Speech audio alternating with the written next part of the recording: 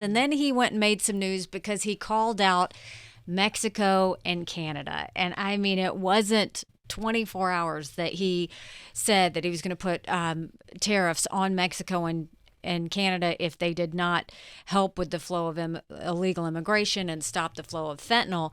And, the next thing you know, he's got a phone call with Mexican President Claudia Sheinbaum, and then Justin Trudeau shows up in Mar-a-Lago. He makes the trip to Mar-a-Lago.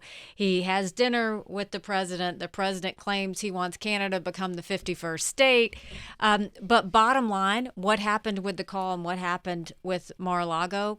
He says that Mexico says they're going to close the border, they're going to stop fentanyl. Claudia Sheinbaum came back and said that's not what was said.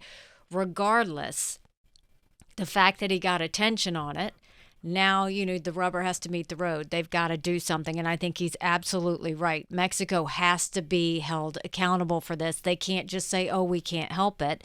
Good news came out of Canada. They're going to start with more drones. They're going to start with more border patrol to make sure that continues to have an impact. And I think that's important. And I think, look, tariffs talk. But what I do know about Donald Trump, and I know him well, is when he threatens tariffs on policy and he threatens tariffs on economy, it's two different things. When he's threatening tariffs on policy, doesn't mean he's going to go through with it. It's pushing those leaders to make a change, to do something. When he threatens it on the economy, he's actually going to do it. So I think that this was trying to get Canada and Mexico to move. I think that this certainly got them to do that. But look, the illegal immigration to America has cost Americans $150 billion. $150 billion it has cost us. And when we go back and talk about the election, and we say everybody was focused on their grocery bill,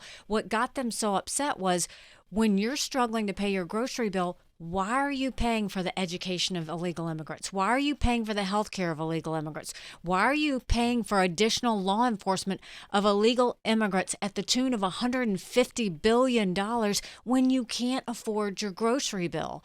And so something's got to give. Trump had an illegal immigration situation in his last administration. He tackled that.